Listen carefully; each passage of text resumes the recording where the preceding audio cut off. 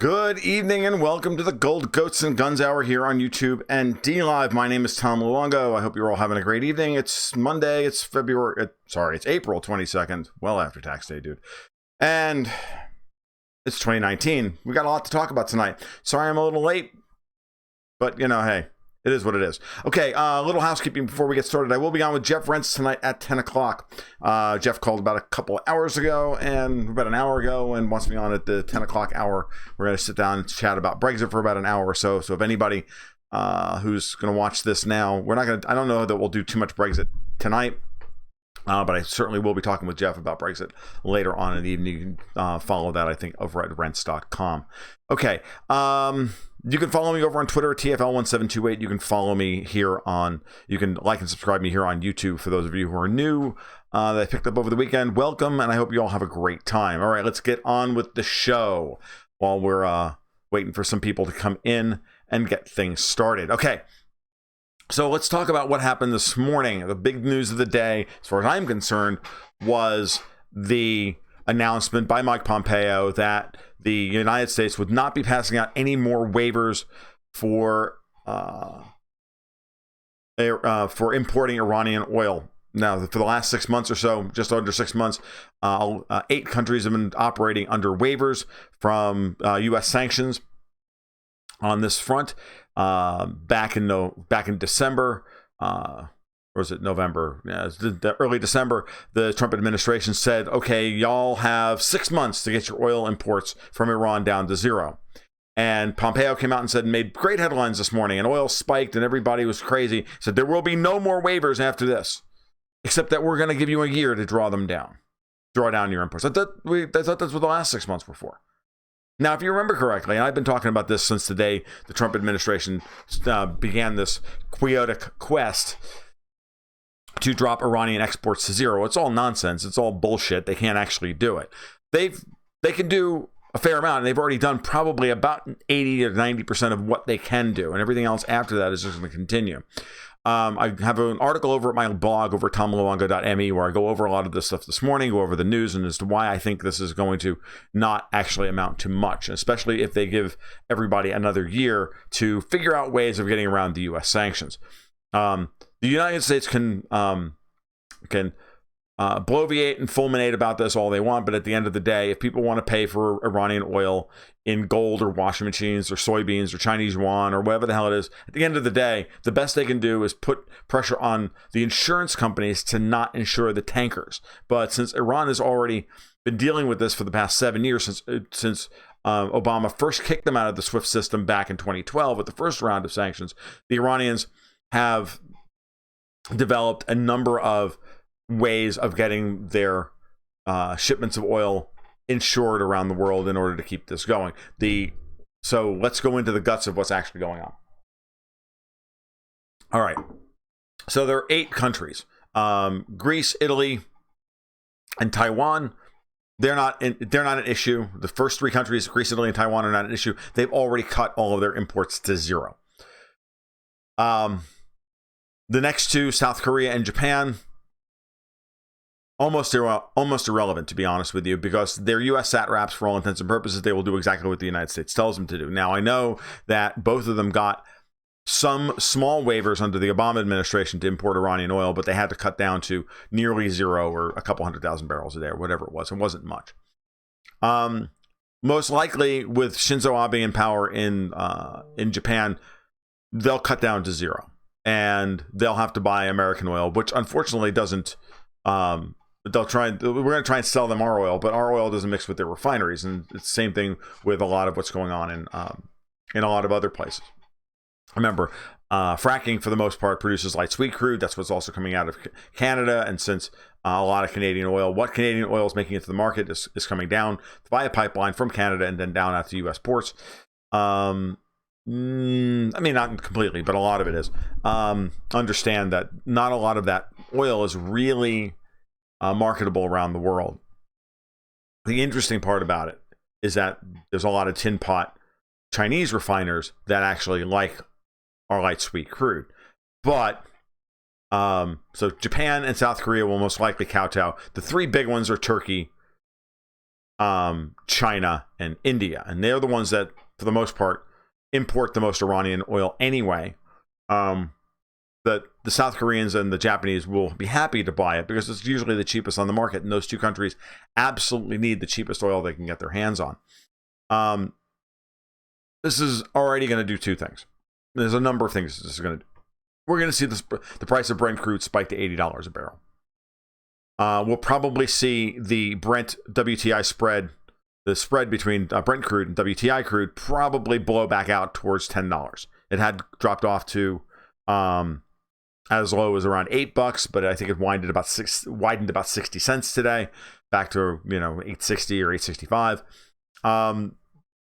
That's the first thing. The second thing is that is also that discrepancy, and that's actually giving the United States some opportunity here to gain market share around the world if we can actually get our oil to market. The problem is, of course, is that we can't get the oil that we're producing to the ports to get it sent out into the world in the first place because there's not enough pipelines actually there, but not enough pipeline capacity. Now but that will eventually be alleviated by the end of the year. There are a couple of pipelines coming out of Eagle Ford and the Permian Basin, which will alleviate a lot of that oversupply. So I know that's part of what Trump is playing for here. I know that's part of what the logistics are, that they feel that, well, okay, we'll give them another year, but doesn't in order to get their Iranian imports down to zero. And by then, I think what they're ultimately hoping for is that we'll be exporting so much oil that Iran's oil exports will just be lost anyway. The problem is, though, is that Iran can pump down to $25 a barrel. They don't care. They're going to pump. And they're going to produce whatever they can. So, and they're going to produce and export whatever they can because they have to, right? Now, we're not going to be able to keep them from exporting at all. It's not going to happen, other than shutting down the Strait of Hormuz, which is also not going to happen. Okay, this is all posturing. This is all a face-saving scenario. This is all a way of grabbing headlines and saying, "Oh my God, oh my God, oh my God," and then never having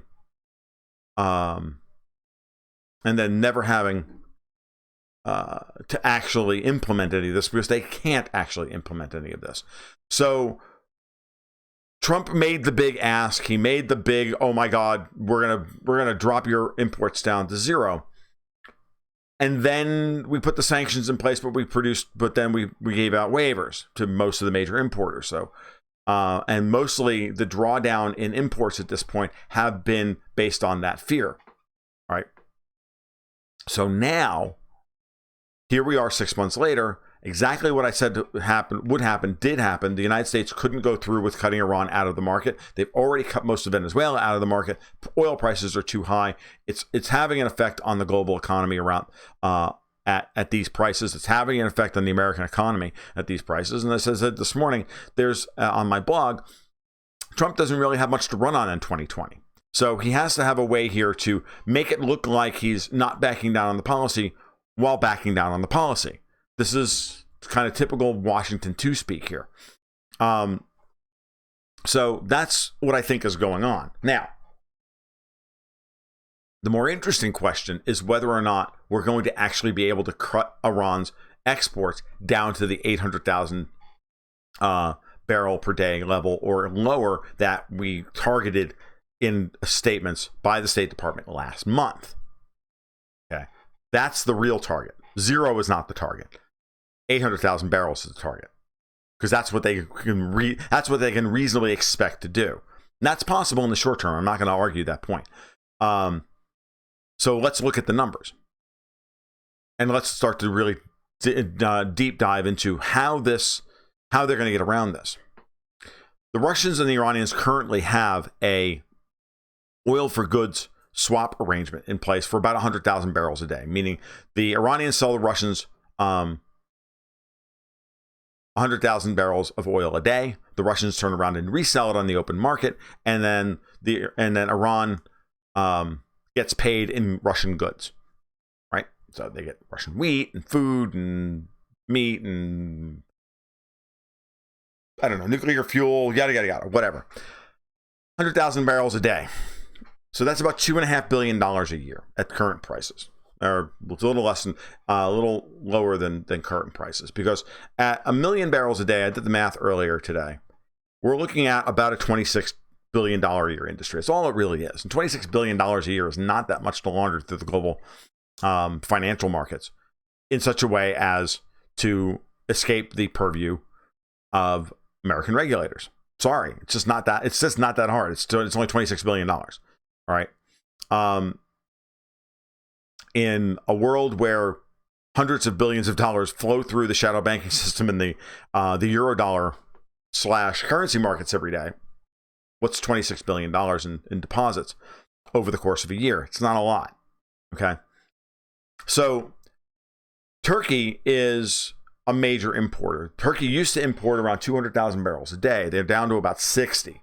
At least that's what they imported in January. Whether they're going to continue to ramp that back up to 100 grand or whatever, we'll see. But now that the waiver's been effectively put in place, expect Turkey to go back up to 100,000 barrels a day. Again, if you start to look at these oil for goods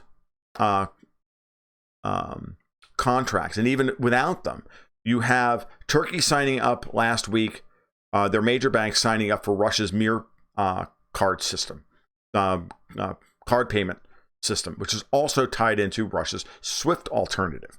So now you have Turkish banks, which also, by the way, hold gold on their reserves, which is also not traceable by U.S. regulators, and the Russians using the Russian financial transport system. So if you don't think that what's going to happen over the course of the next year or so is that everybody who wants to actually do business with Iran is going to start opening up accounts with Russian banks in order to continue to do business with Iran, and that's where this is going to end up. It's going to either end up, and that's not including the Shanghai oil futures exchange, right? Where Russian and Iranian and everybody else's oil sells in yuan, and is never going to hit, doesn't actually ever have to hit the U.S. system. Doesn't have to hit the U.S. control system, SWIFT or anything else, if necessary. All that has to happen at that point, of course, is for these countries to start opening up accounts with China's, with China denominated in yuan, and do the financial transfers that way. So watch for all of that to start occurring over the course of the next 6 months. Embedded in the announcement that Turkey's major banks would be taking Russian Mir cards in the future was also a note from the head of the Russian of the NSK. Can't remember what the actual abbreviation for the thing is. Hold on for just a second. Let me get it for you before I tell you wrong. But the guy's name is Vladimir Komlev, and he is the head of, where is it? It's down here. So Vladimir Komlev, the head of NSPK, which is the Russian national payment card system, said that up to 12 countries will be using that system by the end of the year. Now, we can assume what some of those countries will be. Iran, Turkey, which we already know of, Belarus, Kyrgyzstan, all the EAU members, all the Eurasian Economic Union members, Armenia, Belarus, Kyrgyzstan. But who are these other countries? China? Most likely. India? We'll see. And if that's the case, then that's all we need, right? It's all you need to see, because between China, India, and Turkey, Iran can export literally like 800,000 barrels a day. And so that's the reality here, is that the Chinese will be happy to buy 300,000 barrels off the Iranians. Turks used to buy 200,000 barrels a day, and so has India in the past, and they will continue to do so. India has already set up their version of a special purpose vehicle in terms of certain banks that are excluded from certain taxes in order to get around U.S. sanctions and the whole 9 yards in order to import Iranian oil. Expected to continue to happen. At the same time, don't kid yourself. The United States isn't out of tools or anything. We're going to start a currency crisis in Turkey. So we've already tried it a couple of times. It's already in process. Erdogan has been there. We're going after Erdogan again. This time it was his former prime minister came out and spoke out against Erdogan this morning.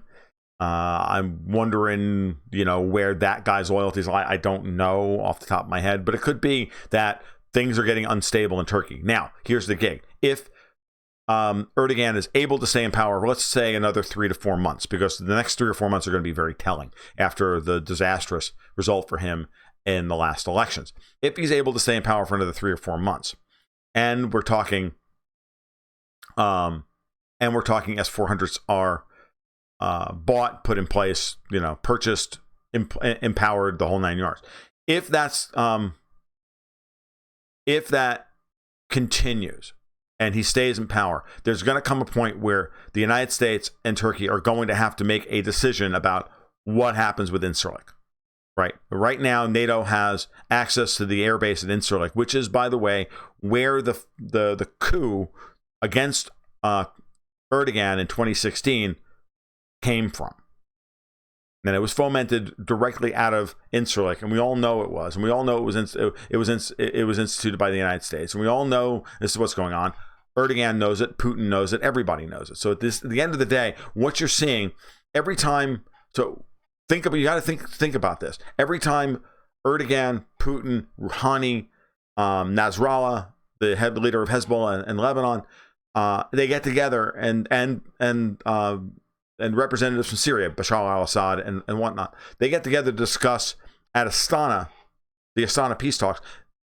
They're not just talking about what happens tomorrow, what's going to happen tomorrow in Syria. They're talking about an entire mechanism of resistance and means by which an infrastructure to ensure that capital flows around the region to rebuild Syria, keep Turkey solvent, keep Iran solvent, and get Syrian refugees that are living in Lebanon to go home.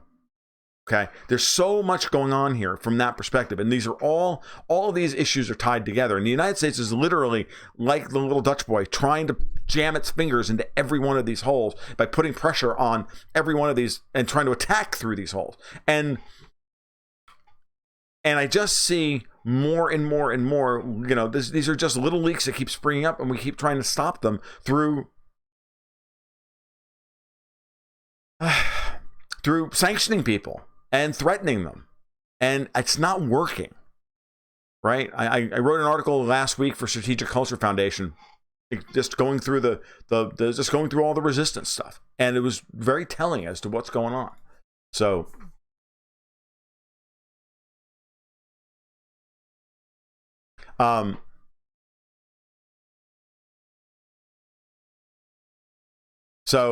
I've got somebody on the SD Taylor is telling me that I don't think India is willing to skirt the U.S. and Saudi Arabia for 100,000 barrels a day. They did in 2012. Why wouldn't they do so now?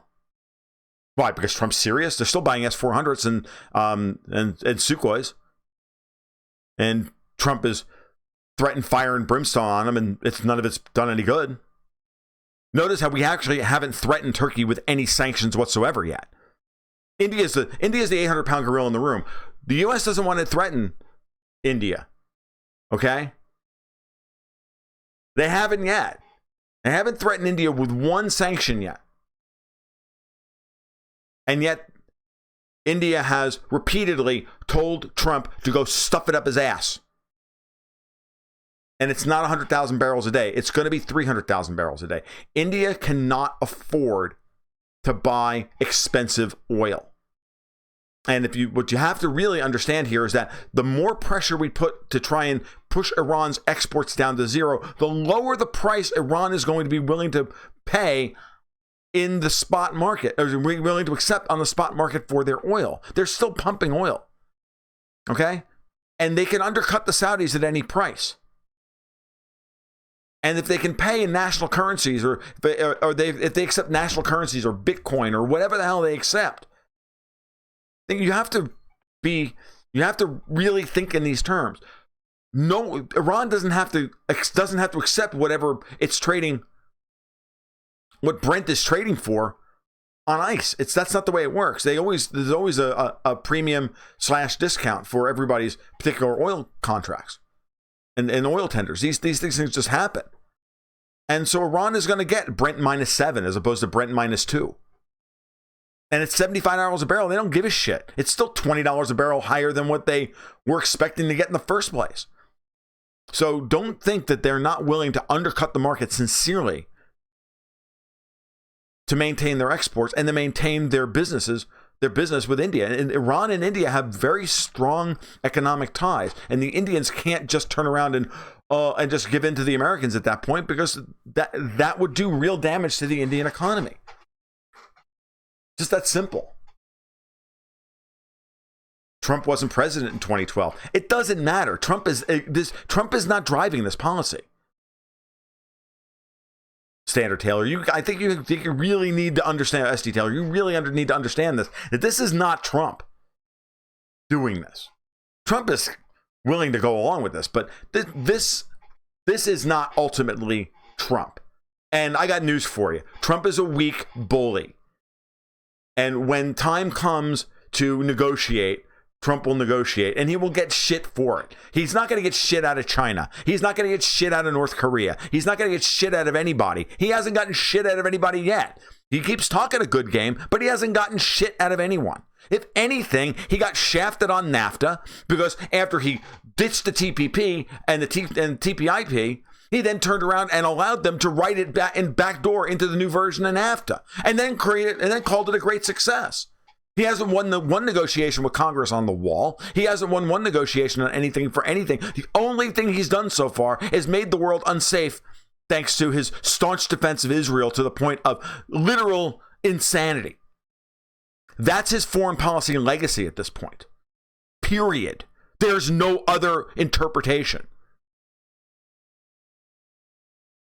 Like, everybody's giving Trump fucking Lebanon gave Trump the finger the other day. Do you realize that? 4 million people, fucking Lebanon. Pomposity walks his ass in there and says, you must do this, and you must get rid of Hezbollah, and you must do this, and blah, blah, blah, blah. You are all horrible people, and the Eschaton is coming, and I know, and blah, blah, blah. And what'd they do? They laughed at him as he walked out of the fucking door, and then the president of Lebanon went to fucking Moscow the next day and signed $20 billion worth of freaking oil deals.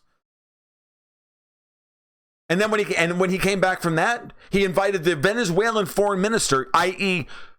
Maduro's foreign minister, for dinner while signing a port deal, a 49-year port leasing deal with Iran. Sorry, but that's not hashtag geopolitical winning. Okay? Pompeo went to South America and the Chinese called him insane. 2 days after that, Egypt, President al-Sisi came to the United States, met with Trump in Washington, and then went home.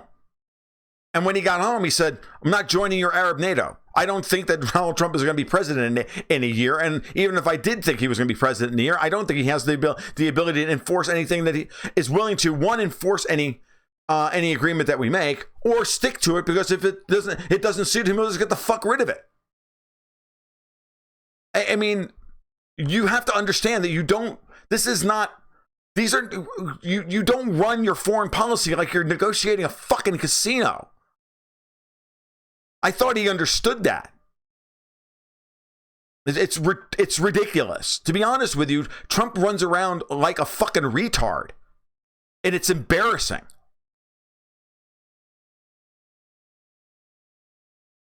The best thing that Trump has done so far is the tax cut. And it's a tax cut that any Republican could have gotten passed.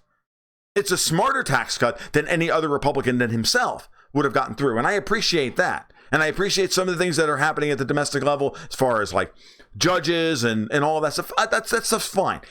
That's typical. That's not really a big deal. That's not like fucking MAGA, dude. Okay? That's not what we signed up for. It's retarded.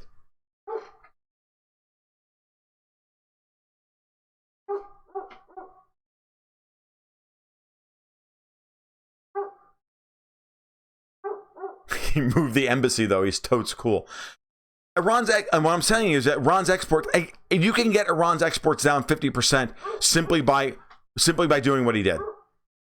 That's simple. Any president could have done that. Tell me that Obama couldn't have done that. Obama did do that. Obama cut Iran's exports from 4 million barrels a day to under 2.5. He actually took more Iranian oil barrels off the market with the 2012 sanctions than Trump has. Because all he's done is taken Iran down from 2.5 million barrels a day to 1. That's all he's done. What will happen over the course of the next year is Iran's exports are actually going to creep back up to 1.3 or 1.4 million barrels a day. Watch. And it'll happen via alternative funding sources. And all he's doing is ensuring that the American or Western banking control over the flow of oil, the oil trade, will shift away from dollars. I'm saying, I know you're not arguing that Trump is Messiah. I'm just saying the Iranians are not stupid. Neither are the Russians. Neither are the Chinese. They can all weather this. Remember what I said at the outset. Iran's oil business on a yearly basis at 1 million barrels a day at current prices is around $26 billion in top line revenue. Okay? Apple sells more iPhones. It's smaller than the Apple iPhone market. Let's put it in perspective. So if you don't think that money can't be hidden, I mean, honestly, the whole Iranian oil trade could fit inside the crypto market right now and not even really move prices very much.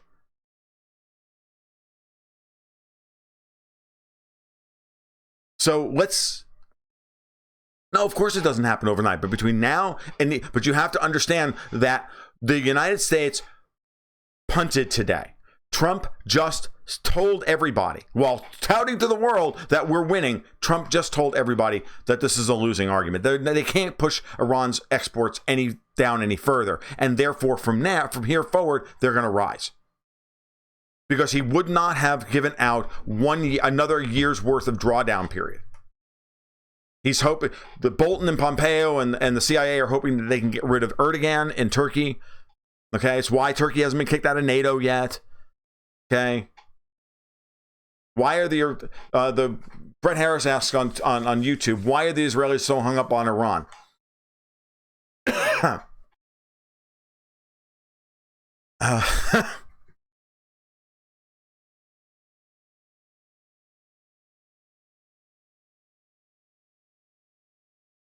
Okay, so going back to it. SD Taylor, the Iranians have been selling oil out from underneath the United States sanctions since 2012. They own their own oil tanker fleet. They've been buying ships. They've added to their own fleet. The Russians will. Because what is the U.S. 7th Fleet going to stop a Russian oil tanker from going through the Straits of Malacca because we suspect it's carrying Iranian oil? Is that really what you think is going to happen? Don't tell me that no VLCC operator is going to say no. There are plenty of them that will. There are plenty of them that already do. The bigger issue is ensuring the cargo. That's always been the bigger problem. But Iran has that in place as well. And the more deeply that Iran, Russia, and China deepen their financial infrastructure in relation to each other, the more they more deeply integrate with each other, the harder it is going to be for the United States to stop them being able to do business. Because when you raise the price of doing business in dollars too high, you make it possible and make it cheaper to make the switch. Make it easier for people to make the switch into different modes of doing business. And then you now create the very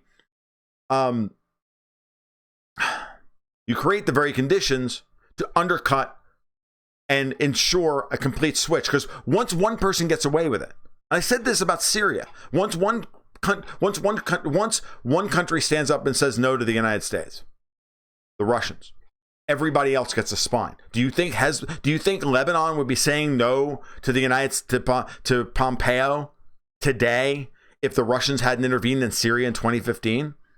Do you think that Turkey would be standing up to the United States today if Iran hadn't done oil for goods deals back in 2012 with India? We made fun of it. But the truth of the matter is that the Indians still imported 300,000 barrels of Iranian oil a day, trading soybeans and washing machines and all the other and every other goddamn thing. They did it.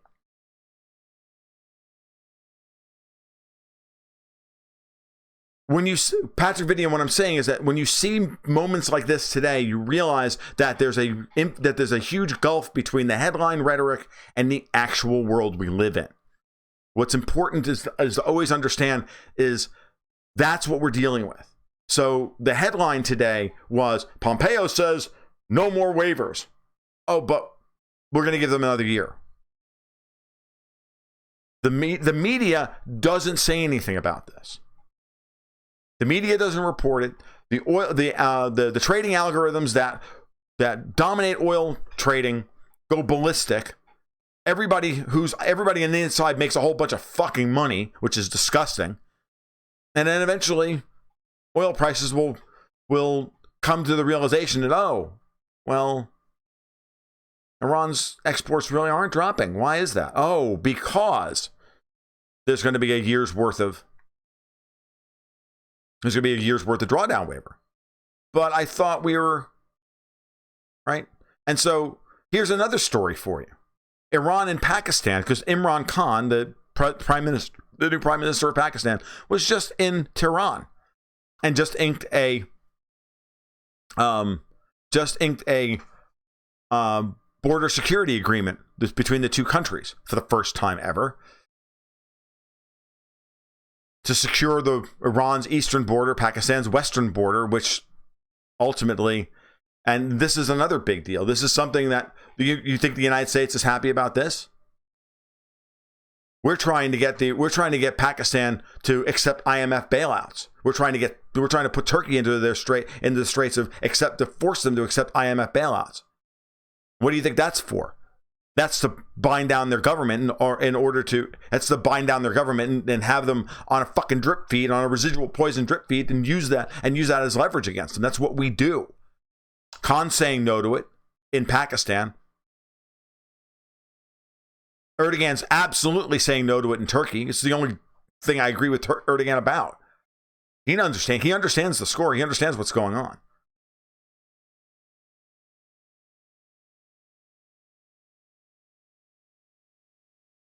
So.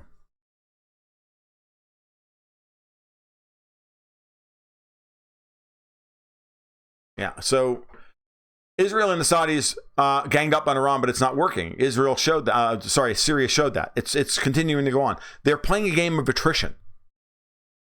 They want, look, the best way to beat your opponent.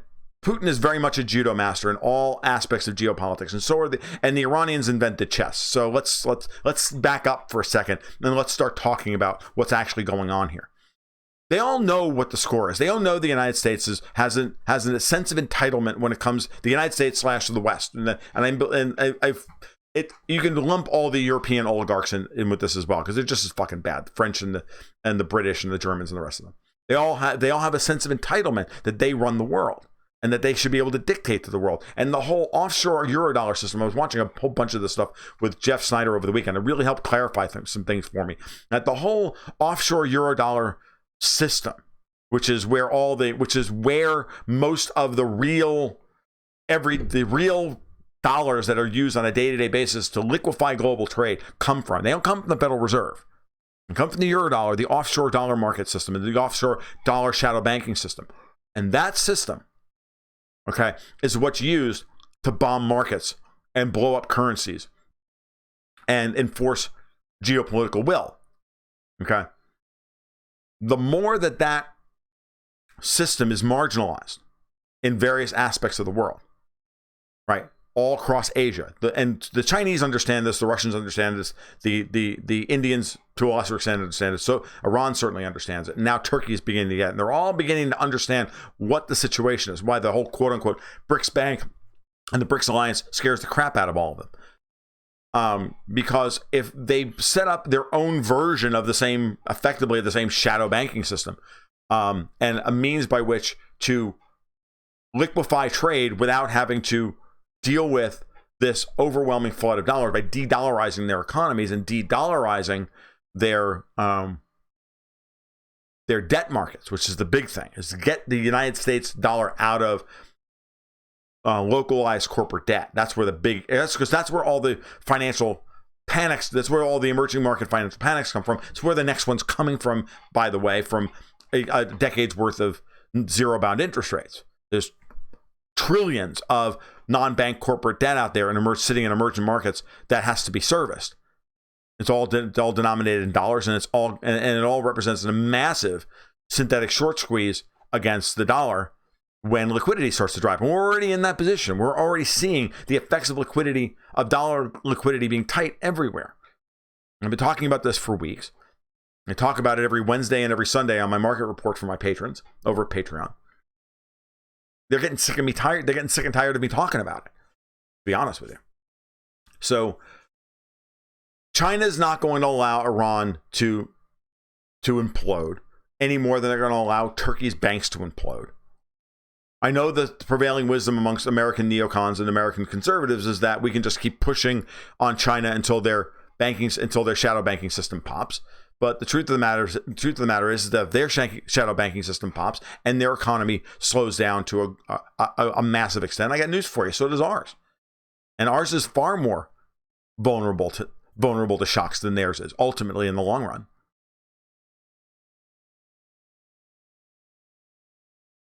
Because it is.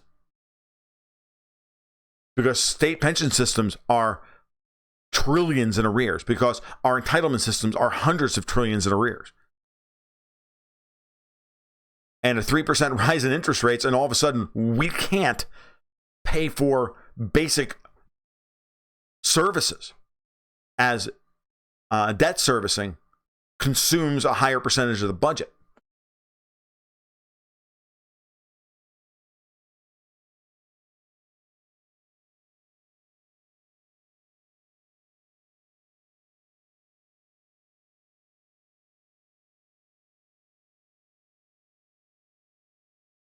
So that's much of what's going on here tonight. I know I haven't really been addressing many of your questions directly, so I'm going to try and get to that now because we got about 20 minutes left. Again, Halsey News Network, Tom want to go eat super male vitality for breakfast. No, actually, I just eat my yogurt that I make out of my own goat milk. That's what I do. All right. Flubber Love over on DLive says, hey, what do you think of Iran's threat to shut down the Straits of Hormuz? I think it's as much of a threat as the United States' threat that they'll shut down the Straits of Hormuz. Meaning, I don't think it'll happen. I think it's all just posturing at this point. Super goat milk male vitality. God.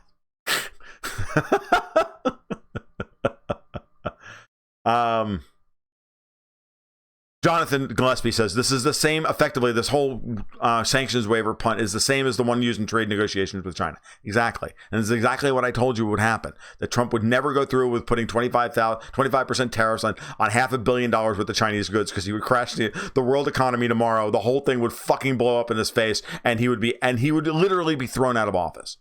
Okay? I got news for you. As much as the globalists don't want Iran and Russia having any kind of power, they don't want to lose their cash cows either. So, yeah, that's not going to happen. All right, let's see. What else have I got? Did the House of Saud bail out Pakistan? They did. They did to a small extent. It wasn't a full fix of the problem, Stoyanovich. But MBS did go over there a couple of months ago with billions of dollars in hand to like build power plants and whatnot, kind of like Father Christmas. Isn't that a terrible metaphor? I can't believe I just said that.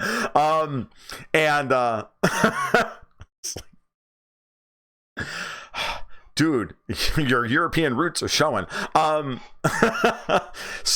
But yes, They did, and I think that's that was the Saudis' way of trying to get back into to Pakistan's good graces, because Khan is not playing games here. He's not going to allow the Saudis to wag the Pakistani dog via their the relationship with the Pakistani military. Khan is trying to unite the civilian government and the military, effectively the military government, for the first time in Pakistan ever. And if he's successful, that changes a lot of things in the entire game board.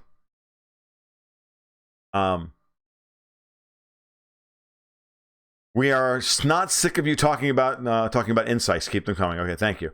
On the UK front, we notice the Brexit party is polling 50 in general election polling, which has pulled the Tories below 30. Yeah, we're not going to talk about Brexit much tonight, but yeah, it is important. But yes, you'll note what that highlights, Jonathan, was very important across Europe, which is that in general election polling is generally going to be lower for the alternative parties than European election intentions. They're always going to be willing to throw the smaller parties at the general elections, at the European elections, in order to scare the major parties into adopting the platforms of the minor parties during the general elections. We've seen it in Germany, we've seen it in Spain, we've seen it in the UK, most famously in 2014 with UKIP winning the European elections in 2014. We'll continue it. What do I think of the planned Kim-Putin summit? Tenjin asks on DLive. I think that you should expect something big to come out of that meeting. I'm not sure what, but I expect some kind of large deal. The Russians and the Chinese are very angry with the United States for scuttling the talks in Hanoi in February. They went along with the UN, with increased UN sanctions on North Korea in order to get to a solution. And then John Bolton and Mike Pompeo walked in and blew the whole thing up. And the Russians and the Chinese are angry, and they're going to start going, and I really do believe they're going to move forward with bringing North Korea in from the cold on their own now. And so this meeting between Kim and Putin, I think, is going to be very significant from that perspective.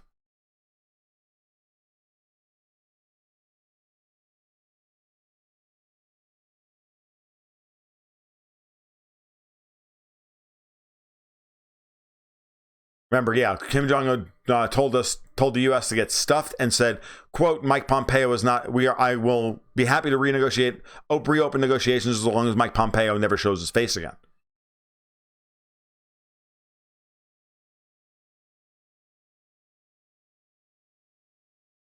Halsey says that the Russia and China were going to keep their heads down until Trump's Middle East peace plan. That's possible.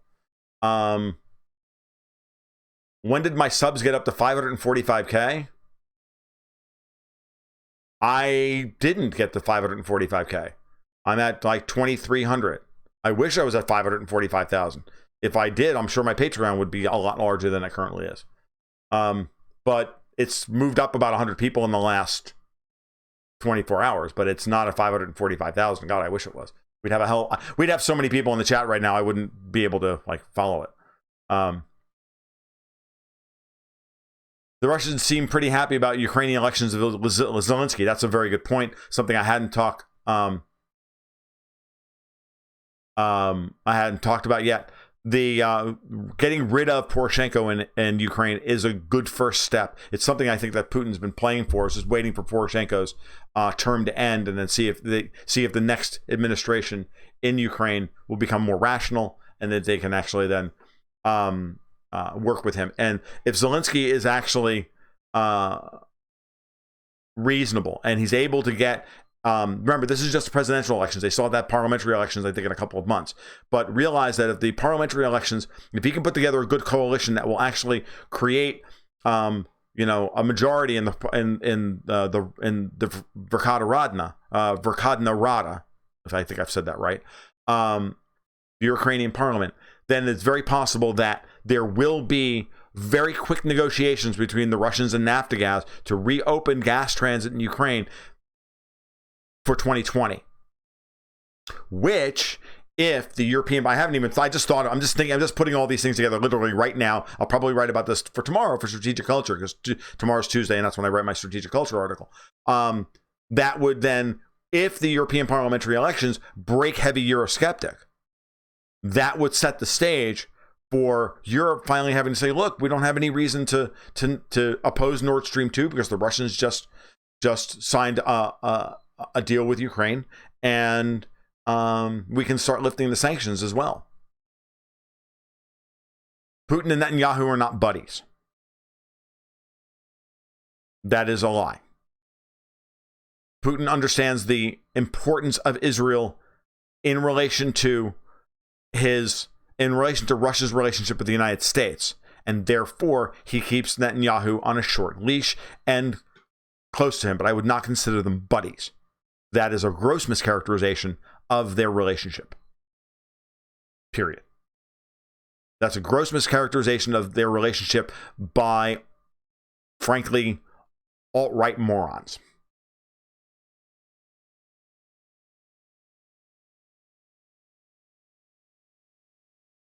Steven says, I don't know where I read it. It was over the weekend, Steven. I don't have the link off the top of my head. Steven asked me, where's my source for Kim telling Trump he didn't want to deal with Pompeo? You heard that about Bolton, but not Pompeo. I heard it about Pompeo and not Bolton. So I can't remember where I saw it. And I'll be honest with you. I think it might have been at Fort Russ or something like that.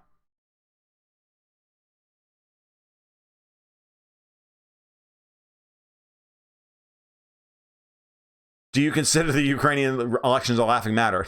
Only from the fact that they elected a comedian, but beyond that, no. I think it's a very important turn of events. So,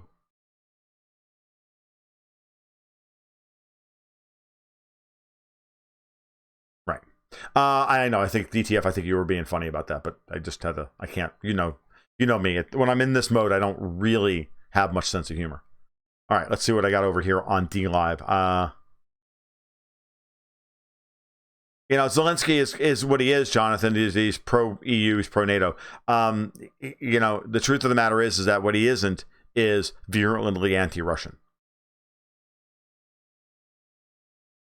I don't know that Ukraine is too far. I think Stoyanovich, I think you have to realize that the Russians want to ensure that they have good relations with the EU going forward, like it or not. And I think it's really important that some kind of transit deal is put back in place with Ukraine at some point. I think Russia understands that they can't have a completely destabilized Ukraine on their border, and some gas transit crossing the country is important, is necessary, and it's not a crisis, so they're going to cut a deal at some point in the future. It just may not be for the same amount of oil or the same amount of gas or whatever, but it's going to happen because it's too enormous to contemplate a completely collapsed Ukraine on their border. Good night, Halsey. Yeah, I will be on. I'll be happy to be on tomorrow night. Let's shoot for 10:30 as always. Okay. So yeah, so everybody knows that's my good friend Halsey English. I do his show every Tuesday night at 10:30. And to remind everybody, I will be on with Jeff Rentz at 10 o'clock tonight.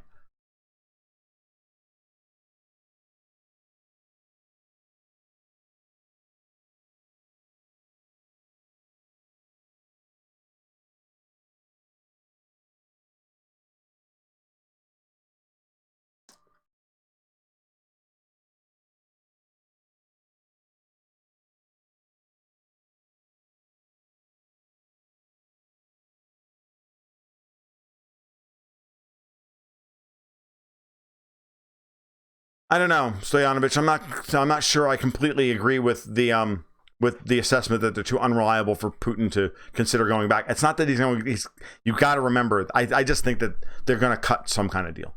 If for nothing else than to appease the Europeans and to ensure, and if that's the case, if you can use Ukraine gas transit as a way to get Poland off their high horse, to get Nord Stream 2 finished, to get multiple legs of Turk Stream into Europe, and to get sanctions lifted on Crimea, I think they do it.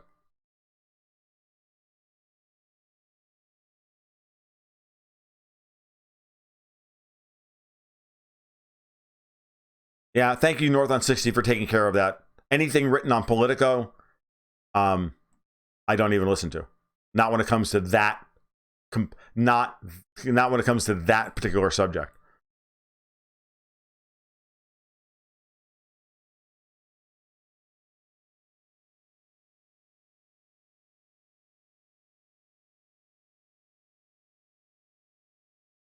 Jan Hap had the story about North Korea. Thank you, user 13, for bringing that up. Jan Hap had the story. I know I didn't see it from Jan Hap directly, but I saw it from somebody else quoting that.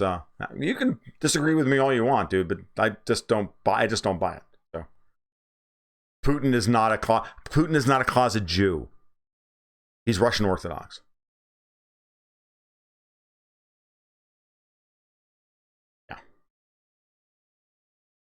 The Russians were watching the Ukrainian elections very closely. I think thinking in very black and white terms when it comes to these relationships is a mistake. That's all I'm trying to say. At the end of the day, you should remember that relationships are always going to be fluid based on the circumstances. Oh no, they're going to be lifted. They'll be lifted.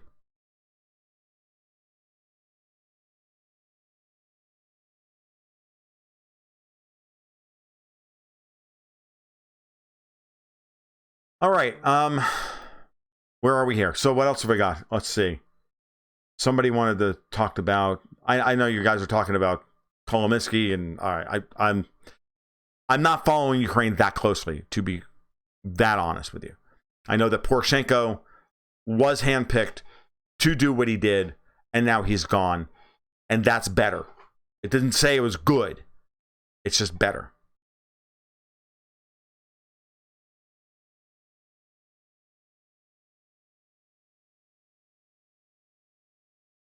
I know the U.S. is not going to cancel. The EU is all that matters. Remember, the United States and Russia have almost no trade with each other. The only trade we have is uranium, titanium. That's it. It's strategic metals is it. Aircraft and defense strategic metals and energy strategic metals, that's it. Everything else is not. Everything else, we don't have any other trade overlap. As far as the U.S., yeah, those sanctions are never going to be lifted. But the important ones for Russia and Russia's economy and for capital inflows and development, no, it's all about the it's all about Europe. Yes. Oh yeah, there's the whole rocket engine thing. We can't actually boost any freaking satellites into space without the Russians, which I just think is hysterical. Did I see the Ukrainian general's statement that I tweeted? Yes, I did. I think they're drinking LSD like vodka. I know.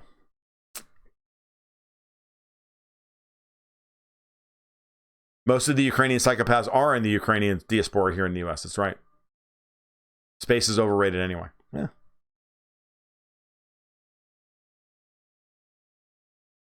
Not sure what Trump will say if Putin and Kim make any big announcements after the meeting. Look, I think Trump wants a deal with North Korea, and I think he's being kept from doing so. I think that's the big takeaway. There's a lot that may change in the next year and a half. But between now and the election next year, don't expect anything out of Trump. Just don't expect anything. He's done. The rest of his first term is done. It's over.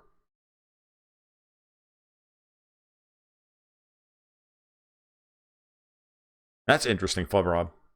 When Flubberlub was last in Moscow, they saw only Chinese stuff in the vending machines. Not going to fire Bolton between now and the end. No, Bolton would have to. I don't know. I think Bolton would have to be caught on TV not being able to pass the live hooker dead boy test to get fired at this point.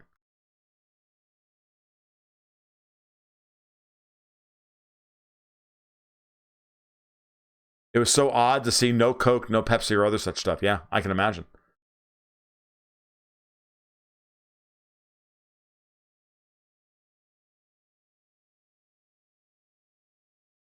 Bolton would have to be caught with a live boy. Yeah, dead hooker, live boy.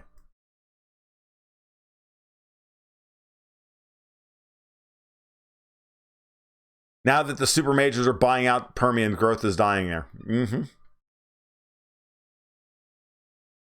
Yeah, see, Stoyanovich, I think you're thinking the way I am. Stoyanovich is saying over on DLive that relative to an announcement between North Korea and Russia when Putin and Kim go to meet, and again, we're almost done here for the night, that Putin's going to start running pipelines to North Korea up to the South Korean border and extend the rail lines. I think that's at a minimum. I also think that there will be power plants in the future as well as it pertains to Gazprom. Because Gazprom is the biggest part of Gazprom's future growth is in the form of thermal power plants.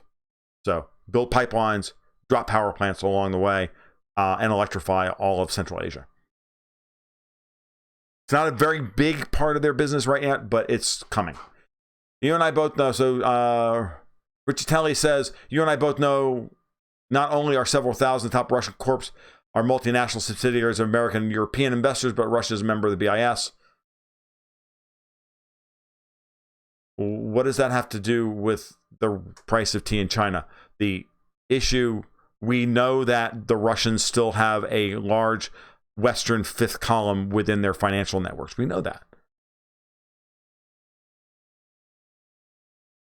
Gaius Vindex, love to see you here, dude. Made it off of YouTube. Fuck shadow banning. Thank you.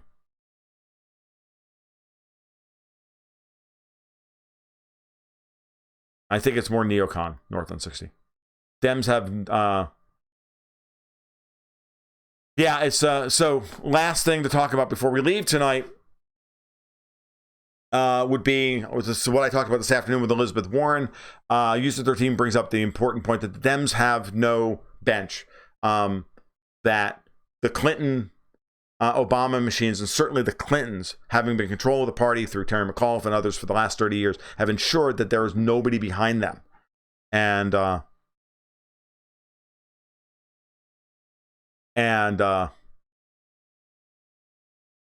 so we look at the current crop of presidential candidates, and you're like, wow, really? This is the best you got? Kind of sad. So Elizabeth Warren is positioning herself to push Bernie Sanders farther left in order to make him unelectable so that Joe Biden can effectively can take the nomination and lose to Trump in 2020. The Democrats are not going to win in 2020. Go read the article that just posted on Zero Hedge. It's confirmed everything I've been saying for the last 2 weeks, which is that Pelosi sent out a letter today trying to tell everybody that impeachment is the wrong plan for everyone, that we should not be looking to impeach Trump because impeaching Trump would be stupid and would be counterproductive, and we'll get our justice in other ways, and yada, yada, and all this, standard virtue signaling, yada yada, and it's not working. She's got a real insurgency from the Cenk Uyghur Justice Democrats, hardcore progressives within her party, and they're not going to stop. They want to see those. They want to see the DN. They're trying to take over the DNC, and they're going to split the party in half.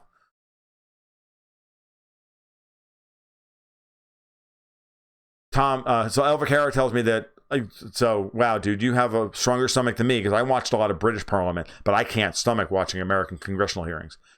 Says he's been watching congressional hearings lately, and the Marxists in the White House have been pushing all the Democrats into their intersectional Marxist BS. It's getting terrible. And it's going to get worse between now and 2020, and it's going to ensure that they can't win. They're going to get wiped out in 2020. They're going to get wiped out in 2020. They are. All right, guys. It's now, I think it's after 9 o'clock now. Yes, it is. It's after 10 after 9. I got to get ready to do Jeff Rentz in 45 minutes. I need to make another cup of coffee. I need to rest my voice a little bit. So thank you all for showing up. It's been great. It's been fun. I don't know that it's been great fun, but it's certainly been great and or fun. I'm not saying that. Well, maybe I will. But no, dude, I don't want to keep my dick on the ice because then my dick would stick and then that would be bad. And then, ow. So no, stick. Keep your stick on the ice. As always, if you're new to the channel, please bang the like and subscribe button down below. Bang the bell for notifications if you're on YouTube. Also consider moving over to dlive.tv/Tom Luongo, where you can donate directly to the chat because I do not have a monetized channel, and I'm not planning on doing so either, because there's a better way of doing it such that Google doesn't take 30% of your donation, which I would prefer you to do. If you do like what you hear tonight, you can always donate, or sign up for my Patreon over patreon.com/goldgoatsandguns, where you can get the newsletter, or you can donate either via crypto, and there are links on my site over tomluongo.me, as well as you can just PayPal me at tfl1728@live.com. That should do. All links to all this stuff are in the description of the video down below on YouTube and on DLive. So you guys take care. You have a great evening, and we will talk soon. Keep your stick on the ice.